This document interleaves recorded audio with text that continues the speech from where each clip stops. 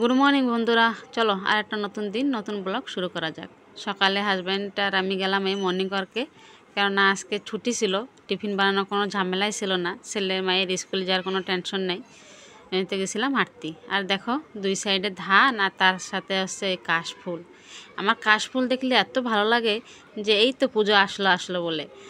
আর হাজব্যান্ডের আজকে ছুটি এই কারণে যে আমার পশ্চিম উড়িষ্যার নোয়াখাই বড় পর্ব, তা 8 তারিখে ছিল, ছুটি ছিল, কিন্তু আমাকে লোকাল লোকরা 8 তারিখে খায় নাই, ওরা খাইছে আছে 13 তারিখে।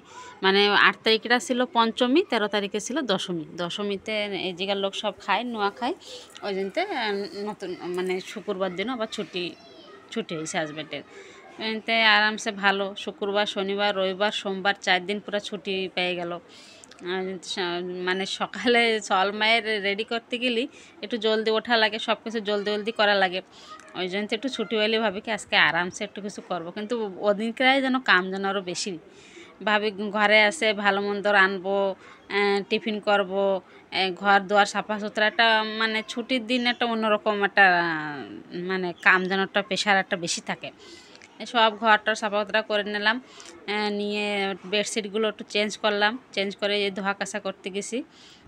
এই যে আমি এই জায়গায় কাচে ধোয়া কাচা করে এই জায়গায় শুকোই দিই না। আমার বাথরুমটা অনেক একটু ছোটো আছে, একটু ফ্রিভাবে ধোয়া কাচা করা যায় না, যেতে এই জায়গায় কাছাকাছি করে এই জায়গায় শুকোই দিয়ে যাই, সুবিধা হয়। তারপরে স্নান দান করে চলে আসলাম রান্নাঘরে। এই যে টিফিন বানাবো, আজকে বানালাম চূড়া উপমা। আমার চূড়া উপমাটা আগে যেন বিলকুল হতো না, কিন্তু এখন ধীরে ধীরে বানাতে চেষ্টা করলে সব কিছু হয়। চেষ্টা করে করে তারপরে এখন পুরো ভালোভাবে উপমা বানাতে পারি। মানে গলে যেত, ভিজলি আমার চিড়ে পুরো গলে যেত। তারপরে সবাই তার ভিতরে হাজব্যান্ড মায়ের নিয়ে গেছিলো মার্কেটে, ওরা আসলো, ওকে দিলাম খাতি মানে টিফিন দিলাম। টিফিন খাওয়ার পরে এই যে ভাতটা বসাতে আইছি। এই যে হাজব্যান্ড গেছিলো মার্কেটে, চিংড়ি মাছ নিয়ে এসে, ভাবছিল একটু দেশি মুরগি আনবে, তা আনে মায়ে বললো না একটু চিংড়ি মাছ খাবো, তাই চিংড়ি মাছ নিয়ে এসে। চলো এগুলো একটু কাটে বেশি সারি আগে। এই চিচিঙ্গাগুলো আবার রাখা হয়েছে আজকে।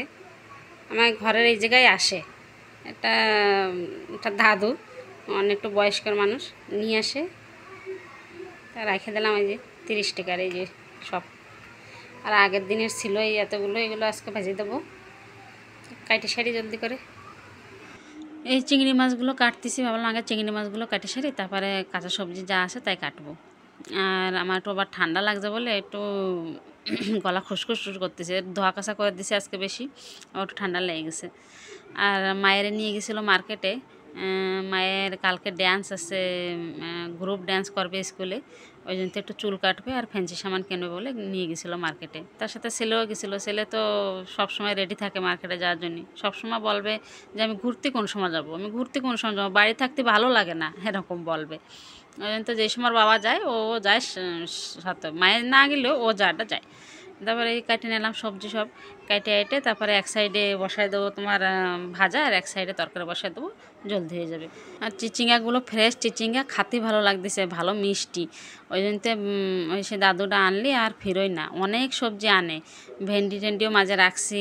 তারপরে আজকে যেন কত সুন্দর ফ্রেশ ফ্রেশ কুমড়ো শাক আনি দিছে। ওই দাদুরে বললাম যে একটু কুমড়ো শাক আনি দে, তাই কুমড়ো শাক আনি দিছে।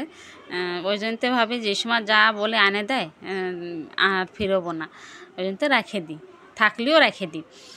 আর এই রান্না বাড়া সব হয়ে গেলো, এখনও সবার জন্য ভাত বাড়বো। এই ভাত বাড়ছি, ছেলে আর মায়ের তো আন্টিকে বলি খালো আজকে নোয়া খাই, আর এই যে আমাকে জন্য দিয়ে গেছে। আর আজকে মেনুতে আছে এই যে চিচিঙ্গা ভাজা আর চিংড়ি মাছ বাটা, এই দিয়ে তো এক থাল ভাত খাওয়া যাবে আমার, আর কিছু লাগবে না। আর এই অল্প উঠে নিয়েছে, আর রয়েছে রাত্রের জন্য চিংড়ি আর সালাড আছে। আর এগুলো থাক, এগুলো বিকেলে যদি ছেলে মায়েরা খাবে না, এই আর খাবো না আমরা, একটু প্রসাদ খাই নিছি ব্যাস, রেখে দিয়েছি।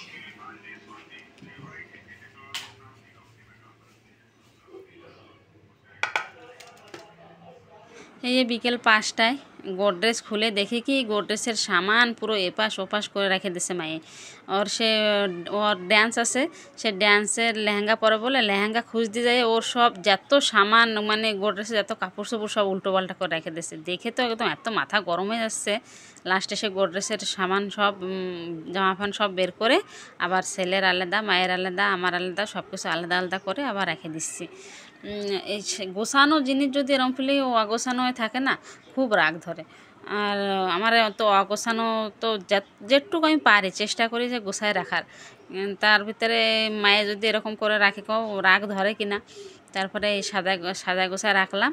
আর ওর ডান্সে তো সিলেকশন হয়েছে, ও ডিস্ট্রিক্ট লেভেলে এখন ডান্স শিখতেছে। ওই জন্যতে এই 2-3 দিন ধরে ডান্স শিখবে, শেখার পরে আবার ডান্স করবে। তো ফাইনাল কিছু জানা হয়নি যে কোন জায়গায় যাবে ডান্স করতে, মানে ডিস্ট্রিক্টে যাবে কি, মানে আমাকে ডিস্ট্রিক্টটা তো কলাহান্ডি